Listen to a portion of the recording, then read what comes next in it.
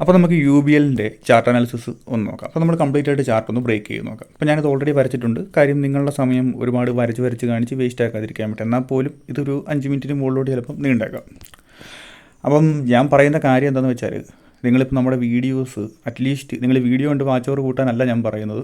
നിങ്ങൾ വീഡിയോസ് നിങ്ങൾ കണ്ടില്ലെങ്കിൽ പോലും നിങ്ങൾ താഴോട്ട് ജസ്റ്റ് നോക്കുമ്പോഴത്തേക്ക് ഒരുപാട് ഷെയറുകൾ നമ്മൾ സജസ്റ്റ് ചെയ്തിട്ടുണ്ട്. പലതും ബ്രേക്ക് ഔട്ട് ആയിട്ടുണ്ട്, അല്ലെങ്കിൽ ബ്രേക്ക് ഔട്ടായിട്ട് റീടെസ്റ്റ് വരുന്നുണ്ട്. റീടെസ്റ്റ് വരുമ്പോൾ നിങ്ങൾക്ക് ഒന്നെങ്കിൽ ആവറേജ് ചെയ്യാം, അല്ലാന്നുണ്ടെങ്കിൽ ജസ്റ്റ് നിങ്ങൾക്കൊരു രണ്ടാമതൊരവസരം ഷെയർ തരുന്നതായിട്ട് നിങ്ങൾ വിചാരിച്ചിട്ട് വീണ്ടും നിങ്ങൾക്ക് ബൈ ചെയ്യാവുന്നൊരു അവസരമാണ്. റീടെസ്റ്റ് ആയിട്ട് റിവേഴ്സിൽ വരുമ്പോഴത്തേക്ക് നിങ്ങൾക്ക് അത് ആഡ് ചെയ്യാം. അപ്പം അവസരങ്ങളെല്ലാം യൂസ് ചെയ്യുക. കാര്യം ഞാനിത് പറയുന്നത്, ഇപ്പം നമ്മൾ ഈ വീഡിയോ ചെയ്യുമ്പോഴത്തേക്ക് എല്ലാവർക്കും എന്തെങ്കിലുമൊക്കെ ഒരു ബെനിഫിറ്റ് ഉണ്ടായാൽ അത് തന്നെ വലിയ സന്തോഷം. നിങ്ങൾക്ക് പഠിക്കാൻ വേണ്ടിയിട്ടും മാക്സിമം നമ്മൾ കാര്യങ്ങൾ ആഡ് ചെയ്യുന്നുണ്ട് ഓരോ വീഡിയോയിലും പുതിയ കാര്യങ്ങൾ. അപ്പം നിങ്ങൾ അങ്ങനെ യൂസ്ഫുള്ളായിട്ട് നിങ്ങൾ ഓരോ കാര്യങ്ങൾ ചെയ്യുക. ജസ്റ്റ് ഒന്ന് പ്രൈസ് ആക്ഷനൊക്കെ ഒന്ന് വരച്ച് നോക്കി കൃത്യം ഒരു എൻട്രി കിട്ടുവാണെന്നുണ്ടെങ്കിൽ ഒരു എൻട്രി ഒക്കെ കൺസിഡർ ചെയ്യുക, ഒന്നും പേടിച്ചിരിക്കാതെ. അപ്പം നിങ്ങൾക്കിത് നോക്കുമ്പോഴത്തേക്ക് അറിയാം. ഈ ബ്ലാക്ക് ലൈൻ നിങ്ങളിപ്പോൾ ശ്രദ്ധിക്കേണ്ട, അതിനെപ്പറ്റി നമുക്ക് സംസാരിക്കാം. ഈ റെഡ് കളറിൽ വരച്ചേക്കുന്നുണ്ട് ഒരു റെസിസ്റ്റൻസ്, ഒരു സപ്പോർട്ട്. അപ്പം നിങ്ങൾക്കറിയാം ഈ കാണുന്ന ഐറ്റം എന്ന് പറയുമ്പോഴത്തേക്ക് ഒരു ട്രയാങ്കിൾ പാറ്റേൺ ആണ്. അപ്പോൾ നമ്മൾ പാറ്റേൺസിനെ പറ്റിയും ബേസിക് സൈക്കോളജിയെ പറ്റിയും വീഡിയോസൊക്കെ ചെയ്തിട്ടുണ്ട്. അതൊക്കെ ജസ്റ്റ് ഒന്ന് ചെക്ക് ചെയ്ത് നോക്കാം കേട്ടോ, എല്ലാവർക്കും ഉപകാരപ്പെടും. അപ്പം നിങ്ങൾക്കറിയാം ഈ ഒരു ചാർട്ട് സ്റ്റാർട്ട് ചെയ്തേക്കുന്ന ഒരു 2008 സംതിങ് ആണ്. അപ്പം ഈ വീഡിയോ ഞാനിപ്പോൾ ഒരു 4-5 വട്ടമാണ് ഞാനിപ്പം റെക്കോർഡ് ചെയ്യുന്നത്. കാര്യം പലപ്പോഴും മറ്റേ സ്ക്രീൻ റെക്കോർഡ് മറ്റേ ചെയ്യുമ്പോഴത്തേക്ക് മൈക്കാണെങ്കിൽ വന്നിട്ടില്ല. ചിലപ്പോൾ ചിലപ്പം ഞാനിത് സിസ്റ്റത്തിൻ്റെ, അതായത് മൊബൈലിൻ്റെ അതിലോട്ട് തന്നെയാണ് ചിലപ്പോൾ അത് കണക്റ്റ് ആയേക്കുന്നത്. അപ്പം നമ്മൾ സംസാരിക്കുന്നത് കേൾക്കത്തില്ല. അപ്പം നിങ്ങൾക്ക് പലവട്ടം ചെയ്ത് പിന്നെ പലപ്പോഴും പല നോയ്സുകൾ വരുന്നുണ്ട്. അപ്പോൾ ഞാനത് കട്ട് ചെയ്തിട്ട് പിന്നെ ഞാൻ സ്റ്റാർട്ട് ചെയ്തു. അപ്പോൾ 4-5 വട്ടമാണെങ്കിൽ പോലും നിങ്ങൾക്ക് അത് ഉപകാരപ്പെടണമെന്നുണ്ടായിട്ട് തന്നെയാണ് എൻ്റെ ഫാമിലി മെമ്പേഴ്സിന് വേണ്ടി ഞാൻ ഈ വീഡിയോ വീണ്ടും റെക്കോർഡ് ചെയ്യുന്നത്. അതിലെനിക്ക് എപ്പോഴും സന്തോഷം മാത്രമേ ഉള്ളൂ. അപ്പം നിങ്ങൾക്കറിയാം ഈ കാണുന്നത് 2008 മുതലുള്ള ചാർട്ടാണ്. ഒരു ലോങ് ടൈം ഒരു അപ് ട്രെൻഡ് മുകളിലോട്ട് തന്നിട്ടുള്ളൊരു ചാർട്ടാണ്.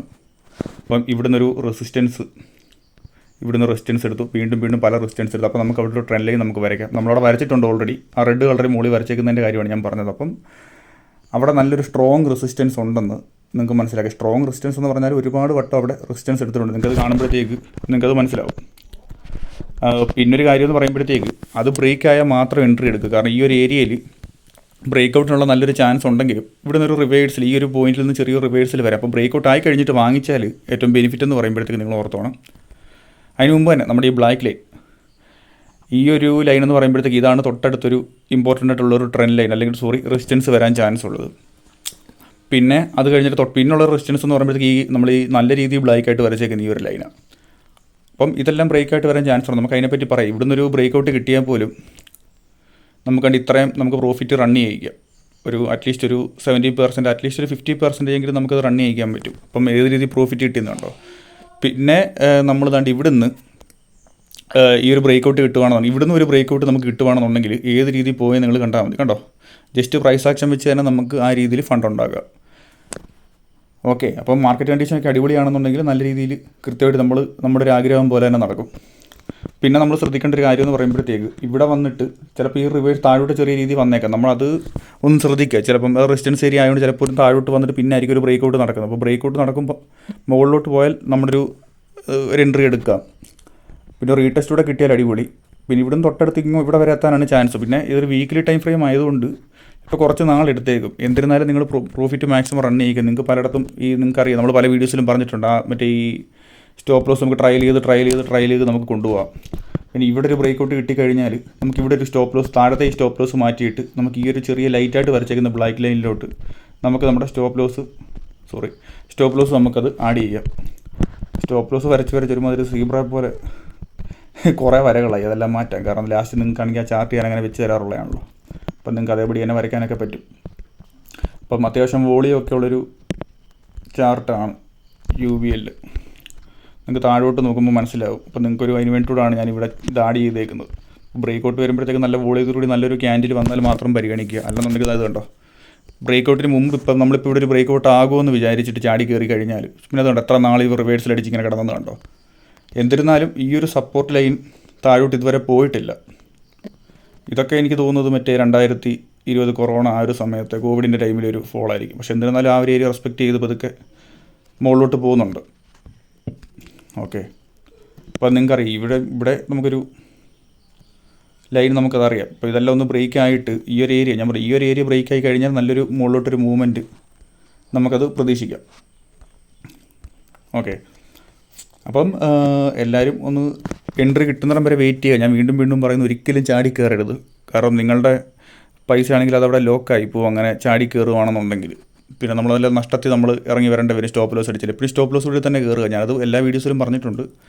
പിന്നെ അത് വീണ്ടും വീണ്ടും വീണ്ടും ഞാനത് പറയുകയാണ് ചെയ്യുന്നത്. കാര്യം പുതിയതായിട്ട് വരുന്നവരൊക്കെ കണ്ടു കഴിയുമ്പോഴത്തേക്ക് അവർക്കാണല്ലോ ഉപകാരപ്പെടണം. പിന്നത്തെ ഒരു കാര്യം എന്ന് പറയുമ്പോഴത്തേക്ക് താഴേന്ന് വാങ്ങിച്ചവരാരും പേടിക്കണ്ട. ഇവിടെ നിന്നൊക്കെ വാങ്ങിച്ചവരിപ്പം ഒരുപാട് ചിലപ്പോൾ ഇങ്ങനെ പെട്ട് കിടക്കുന്നവർ കാണും. പക്ഷേ നമുക്കൊരു ബ്രേക്ക് ഔട്ടിനുള്ളൊരു ചാൻസ് നമുക്ക് കാണുന്നുണ്ട്.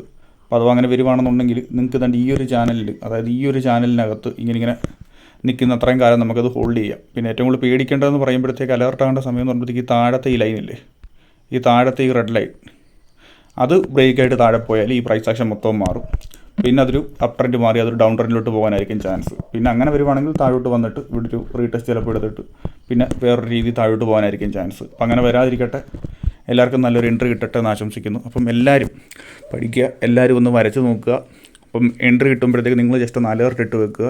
എൻട്രി നിങ്ങളുടെ ഒരു പ്രൈസ് റേഞ്ചൊക്കെ, അപ്പോൾ ഒരു entry point, break out area ഒക്കെ അലേർട്ട് ഇട്ട് വെക്കുക. സ്റ്റോപ്പ് ലോസ് നിങ്ങൾ എൻട്രി എടുക്കുകയാണെന്നുണ്ടെങ്കിൽ അലേർട്ട് ഇടുക. അങ്ങനത്തെ പല കാര്യങ്ങളും നമുക്കത് യൂസ് ചെയ്യാം.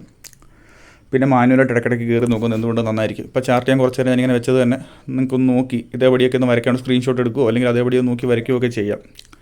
ഓക്കെ, അപ്പോൾ നിങ്ങളുടെ ഒരു വ്യൂവിനനുസരിച്ചിട്ട് കിട്ടുവാണെങ്കിൽ മാത്രം കയറുക. നമ്മളുടെ ഒരു വ്യൂ കിട്ടുവാണെങ്കിൽ മാത്രം അത് എന്നാൽ മാത്രമേ നിങ്ങൾ കയറാൻ പാടുള്ളൂ. കാര്യം എന്ന് പറയുമ്പോഴത്തേക്ക് എന്തിന് കയറിയെന്നൊരു ചോദ്യം വന്നാൽ ആരോ എന്തോ എവിടെ ഇരുന്ന് പറഞ്ഞിട്ട് കയറിയെന്ന് പറഞ്ഞാൽ നിങ്ങൾക്കാണ് റെസ്പോൺസിബിലിറ്റി. നിങ്ങളുടെ പൈസ കൂട്ടുക എന്നുള്ള കാര്യത്തിൽ റെസ്പോൺസിബിലിറ്റി. അത് ഞാൻ ഓൾറെഡി ഒരു വീഡിയോയുടെ കാര്യം ഞാൻ പറയുകയും ചെയ്തു. ഒരു വീഡിയോയ്ക്ക് ഞാൻ പറയുന്നുണ്ട് റെസ്പോൺസിബിലിറ്റി അക്സെപ്റ്റ് ചെയ്യാമെന്ന്. അതൊരു ബുക്കിനകത്ത് ഞാൻ വായിച്ചതാണ്. കാര്യം വേറൊന്നുമല്ല, കാര്യം നിങ്ങളുടെ മാത്രമാണ്.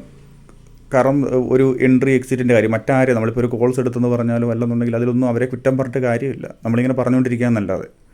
അപ്പോൾ നിങ്ങൾ സ്വയം അനാലിസിസ് നടത്തിയിട്ട് ഒരു എൻട്രി എടുക്കുക. ഞാനിപ്പോൾ വരച്ച് വെക്കുക. അപ്പോൾ എൻ്റെ ഒരു വ്യൂ ഞാൻ നിങ്ങളുമായിട്ട് ഷെയർ ചെയ്യുവാണ്. അതിൽ ഇന്നടത്ത് മേടിക്കുക, ഇന്ന പ്രൈസ് റേഞ്ച് മേടിക്കുക, ഇന്ന പ്രൈസിൽ സ്റ്റോപ്പ് ലോസ് നമ്മളൊരിക്കലും പറയാറില്ല.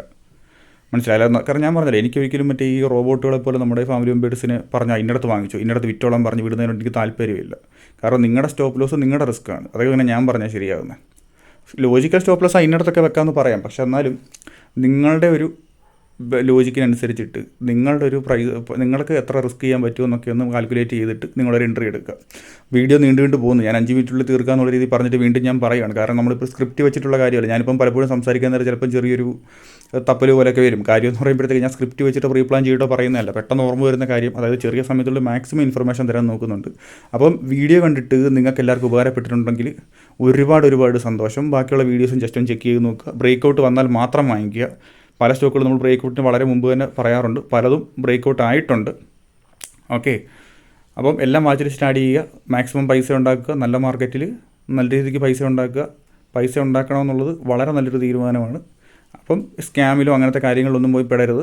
നമുക്ക് ഇന്ത്യൻ ഷെയർ മാർക്കറ്റുണ്ട്. നമുക്ക് എല്ലാവർക്കും ഏണിങ്സ് കിട്ടും. അപ്പം നമുക്ക് മറ്റൊരു വീഡിയോയിൽ കാണാം. ഞാൻ അടുത്തൊരു വീഡിയോ എന്താ ചെയ്യാൻ പോകുന്നതെന്ന് ഞാൻ പറയാം. എല്ലാവരും തുറക്കാർ ചെയ്യുന്ന കുറച്ച് മിസ്റ്റേക്കുകളെ പറ്റി ഒരു വീഡിയോ ആണ് ചെയ്യാൻ ഉദ്ദേശിക്കുന്നത്. അത് വളരെ സിമ്പിളായിട്ട് നമുക്ക് തോന്നുന്ന കാര്യമായിരിക്കും ഷെയർ മാർക്കറ്റിൽ നമുക്ക് പണി തരുന്നത്.